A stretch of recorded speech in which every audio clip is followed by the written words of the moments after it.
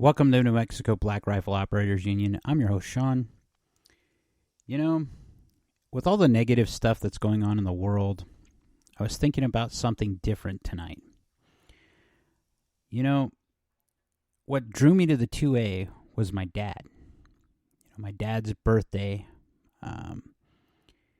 he would have been 81 the 27th of this month.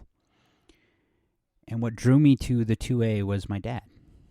My dad got me shooting. My dad got me into guns. And one of the first guns that my dad ever had that made me think about this was a German K98. And he had scraped up some cash because we weren't rich. My dad was a maintenance man in an apartment complex. And later on, he became a foreman for the city of Farmington as a Parks and Rec guy. He saved up some money and he bought a German 8mm Mauser, and it was a sporterized one. And what I remember most about it, because I own it now, is it had a blonde stock. So it had a laminated stock that had been varnished, sanded down and varnished, and was blonde.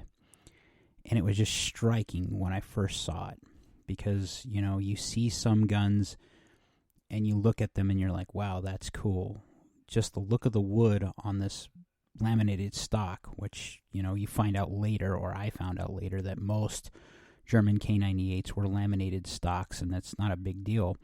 It just happened to be that Dad's was really well taken care of and really well sporterized. And I remember just how beautiful the gun was. And I remember shooting it with this little Kmart 4-power scope that came on it because he got it from a pawn shop. And just how amazing it seemed to me at the time.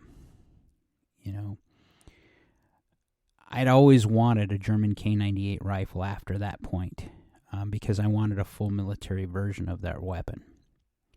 I got one eventually. But I remember taking that gun and shooting it with Dad and going on hunts with Dad, and he had it, and I had my Spanish 7mm Mauser. And I always wanted his gun.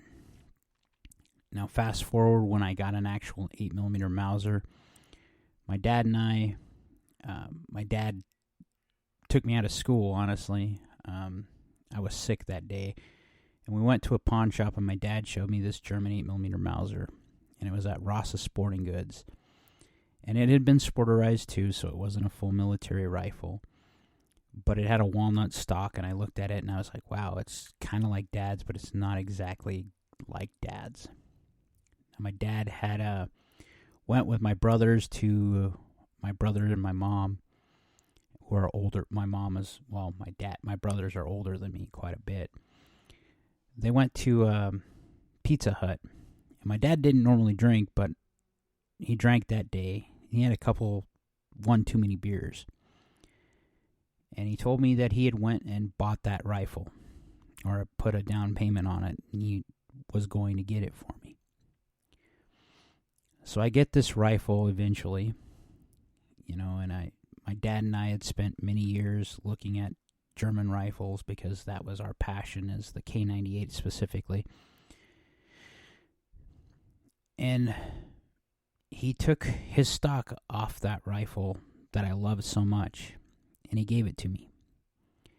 And we put my rifle in that as we had it had the bolt bent, because a German K98 in its standard guise can't clear a normal optic or a 3x9 scope as it would be.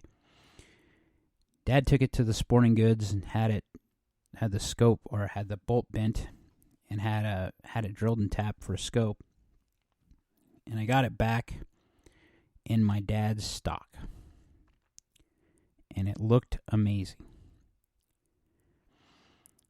And what makes me think about all the stuff that's going on in the world is those nostalgic pieces that drew you into the 2A. I was so proud of that rifle. I still am. And we hunted in Area 7 of New Mexico, which is around Cuba, if you don't know anything about New Mexico. And where we normally hunted before we had to start drawing for deer and elk, there was a point in time where I'm young enough to know where I could buy a license for deer and elk not elk, but deer over the counter. I could buy my license for deer, and we hunted, I don't know, probably about 3 to 5 years I hunted over the counter. And then we had to start doing a draw. And then we couldn't draw really up in here in northwest New Mexico, specifically around 2B, Area 2B, if you hunt here. It's in the Carson National Forest. It's very close. When I say that, I mean the ranges are very close. It's actually pretty close to Farmington and Aztec, where I used to live, and where I live now is in Farmington. And the 8mm Mauser is perfect for that area. You know, I've killed a couple of deer with 8mm, straight 8mm.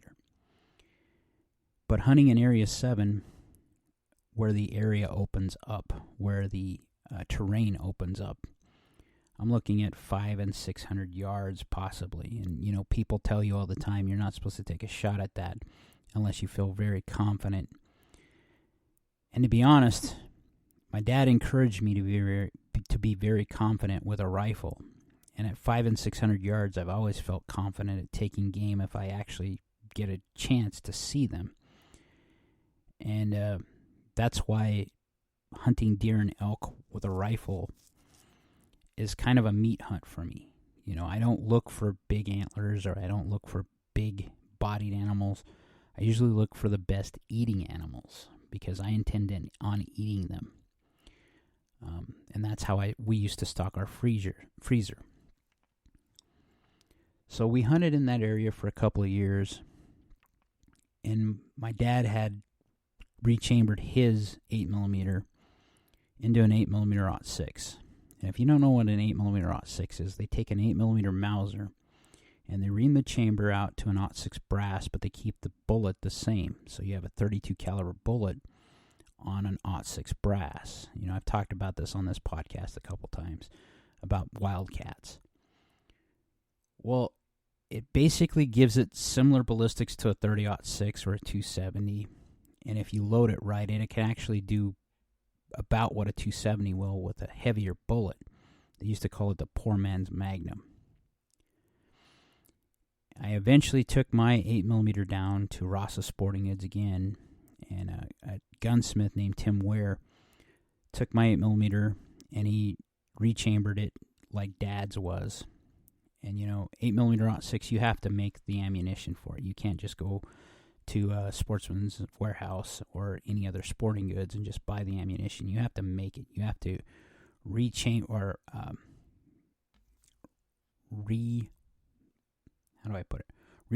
the brass for 30-06 to 32 caliber or 323 caliber. And it gives you a little bit more case capacity specifically. And what we were doing with this is we were learning how to ladder load and reload to make the round better. Now I have about 30 or 40 years now of reloading data from my dad and from the guy that actually recommended we do this, and that was Phil Ross, the guy that actually owned Rossa Sporting Goods in Farmington. But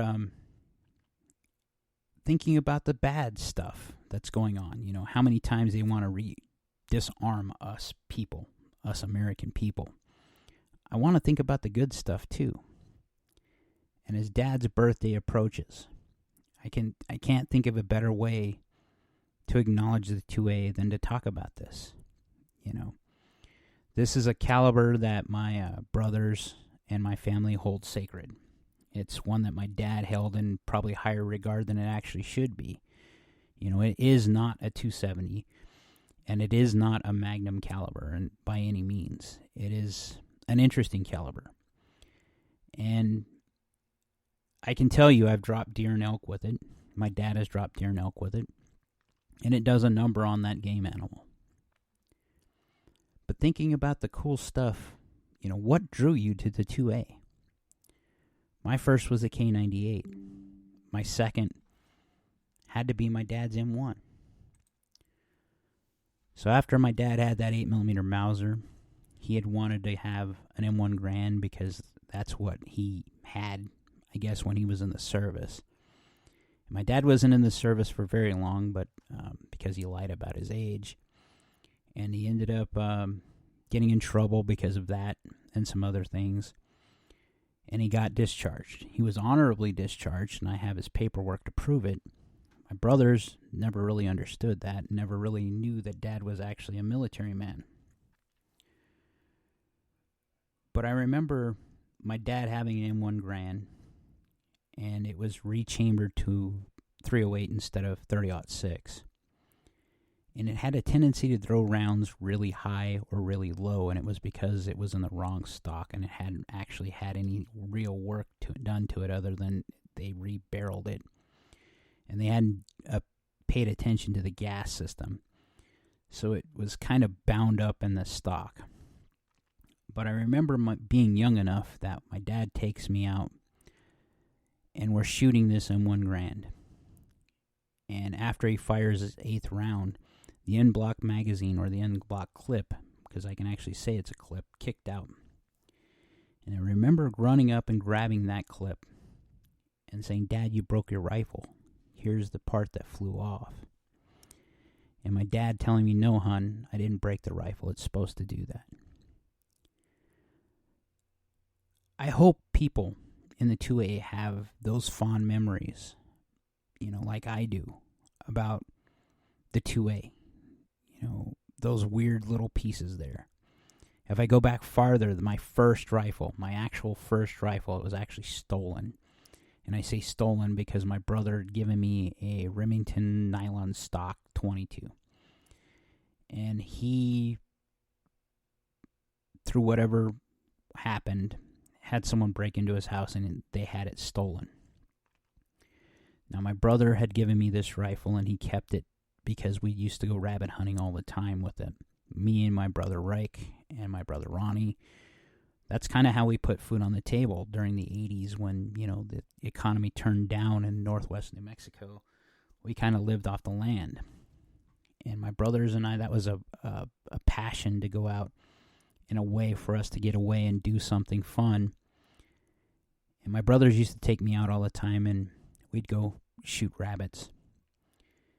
My brother Rick gave me this nylon rifle, and I thought it was hot shit. It was a plastic gun if you think about it now.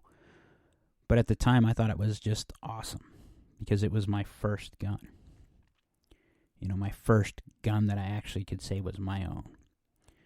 Now, my brother kept it for me because I was like 5, 6 years old. He didn't want me to have access to this, and neither did my dad. So they made sure that if I ever went out, I went out with someone that knew what the hell they were doing. My brothers are old enough to actually be that guy to guide you if you're younger.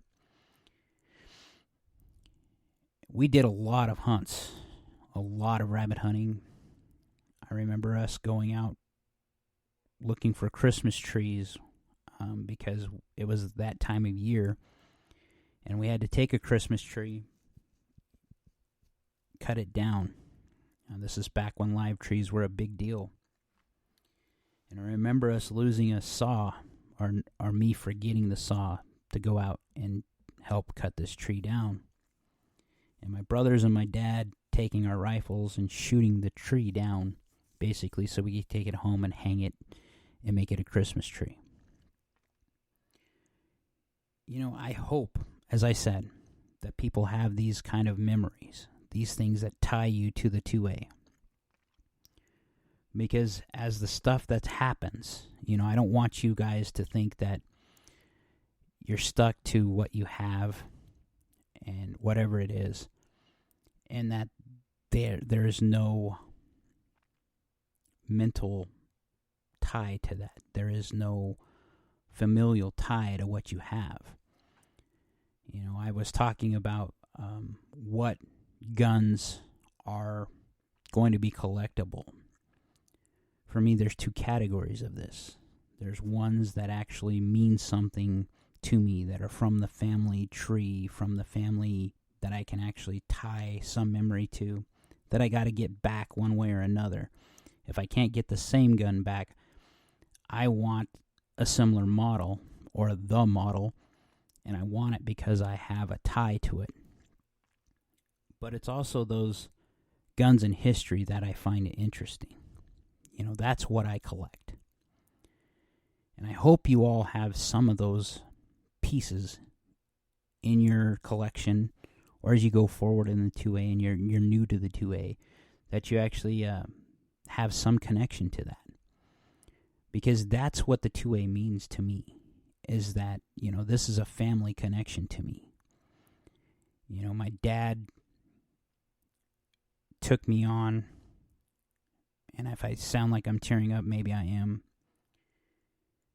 My real father found out I was coming and left my mom. I got my dad when I was 3 or 4 years old, and he never treated me any different. I spent a lot of good times hunting with my dad. A lot of good times hunting with my brothers. And I was just thinking about all this bad stuff that's going on, why they're trying to disarm you. And this is why I fight so hard, or try to fight so hard for the 2A, is because there's a connection to me with this. You're not just asking to get rid of a weapon or a gun, as they would put it. You're asking me to give up part of my being, part of my family tree. And I'm not willing to do it. And I hope you all have something like that that pushes you in that direction to say no. Even if it's just freedom, that's great. But I hope there's some tie to the 2A that keeps you in it. Because that's what drives me, that passion that my dad ignited a long time ago. And that my uncles and my brothers fostered in me. My uncle Phil was a huge fan of cowboy guns, but he liked military history guns too. My brothers were always more so into the newest, latest, greatest stuff, or the thing that would actually get them where they wanted to go. But they have that tie too. As we get older, what ties you to your collection, or what ties you to the weapons you have? Is it just freedom, or is it something more? Because if it's something more, you have even more to fight for. And that's where I'm at in the 2A. As I watch these people wanting to disarm people, I'm seeing them wanting to literally erase parts of my family history that I'm not willing to do. And I won't. And if you think about how many hundreds of years, were 240 some odd years, 247, 249, something like that, in the United States, there's got to be more of the people in the world like me. Why are you driven so much towards certain guns? I remember, I mentioned Dex on here several times. He's one of my really good friends. He's my brother in all ways but blood. He got his first rifle that I can remember was an SKS. I think he had a 22 before that.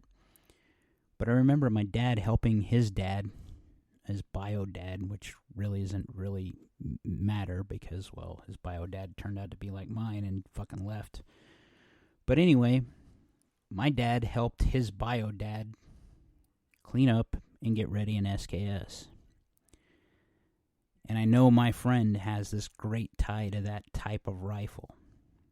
And to me, I was always envious of something like that, to some degree. But I was always drawn back to the German Mauser.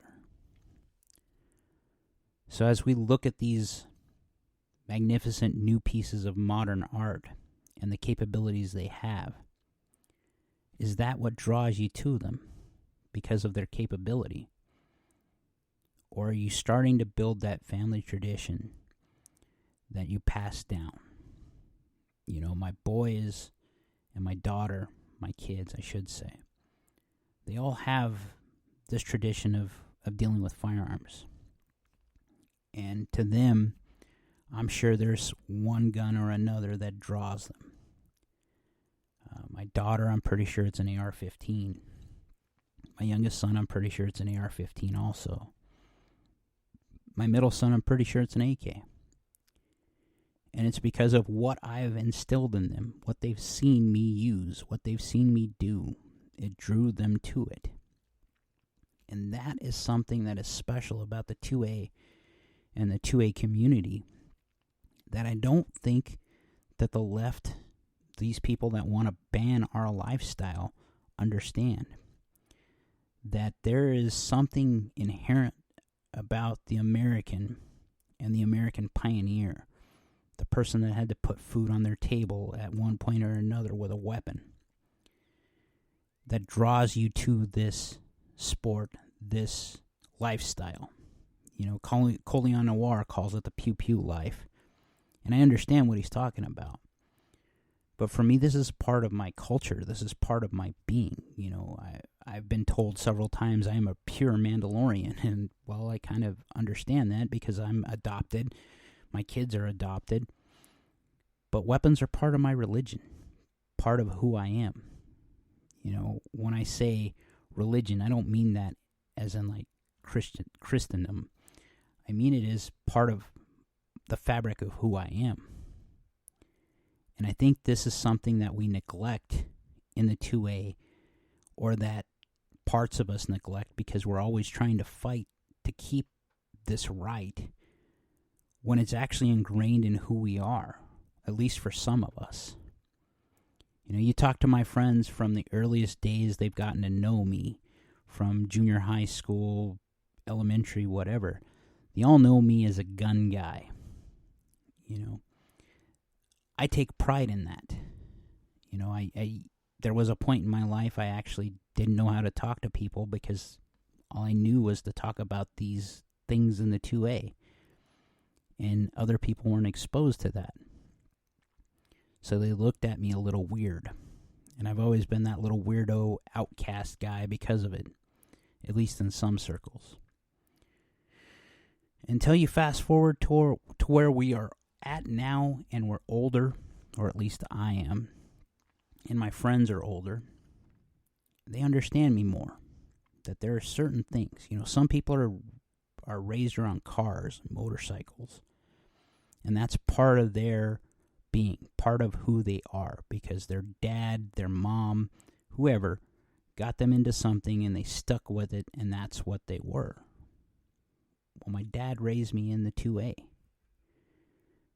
I can't imagine a life or a world where I'm not embedded in this type of lifestyle. It's foreign to me to meet people that have never shot a gun in their entire life.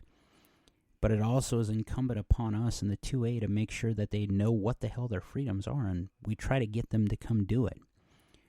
In the last month or so, I've had probably about 4, maybe 6 people I've taken out shooting that have never shot before. I've had coffee with some to talk about the 2A and discuss the issues around it right now and where we don't see eye to eye. And at the end of the conversation, we ended up understanding each other a little more. And I wonder, why is it that it's become such a political issue that some people, once you mention guns, they shut down? Where we got to this point that we won't actually talk to one another baffles me. I'm in a part of the country that still is great in that right and left will still go talk to each other. They look at those culture war issues that are such a big topic in the internet spaces and in the political spaces, but in reality matter to no one. And that's what I miss, is actually talking to people about what you're passionate about. I'm passionate about guns. I'm passionate about the sport. I'm passionate about freedom. Where has the United States lost its way that we aren't talking about those passions anymore? Instead, we're worried about, the newer generation is worried about who they're hooking up with or what video game they're going to play. And I look at that and I go, that's not an appeal to me. There's no tangible piece of those pieces that they're talking about, that echoes in my heart. When you start talking about a gun, specifically certain ones in my collection, those resonate with me. And why I want to fight so hard, and I hope the rest of us do, for the new stuff, is because that embattles, or that puts that passion on the next generation. My 16-year-old son, he has some issues that him and I probably don't see eye to eye with, because he's becoming a man. We're not going to see eye to eye with. But at the same time, he has some issues, some things that I've instilled in him that are sacred. And I've actually heard him, and I've heard my kids echo stuff out of my speech patterns, I guess you would say, but out of my thought process. And it makes me proud. It makes me proud to see the next generation come up and say that this isn't something you should just give away. This matters.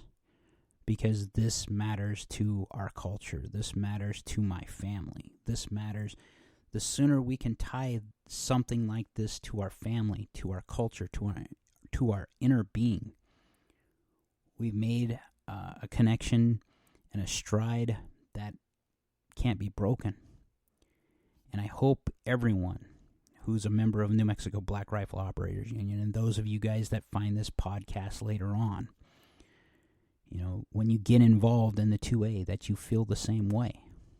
When you see someone like the gun tubers like Mr. Guns and Gear, they're not just speaking about a piece of equipment. They're talking to some people that this subject matter resonates with. And I'm one of them. So as we sit here and we watch them try to disarm us, a lot of us won't comply. I hope a lot of you guys get those connections, because once you have those connections, you'll never give them up.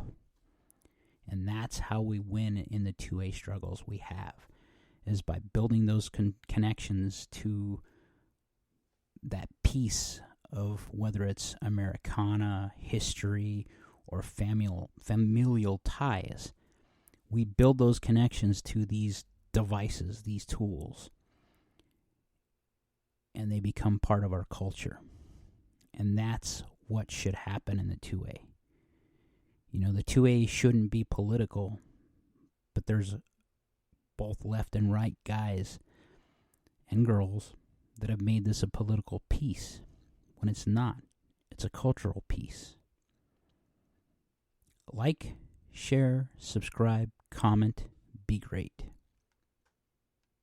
In the top, I can't let it slide. My politics are rather controversial. Who would have thought that I ain't catching all slack and I have enemies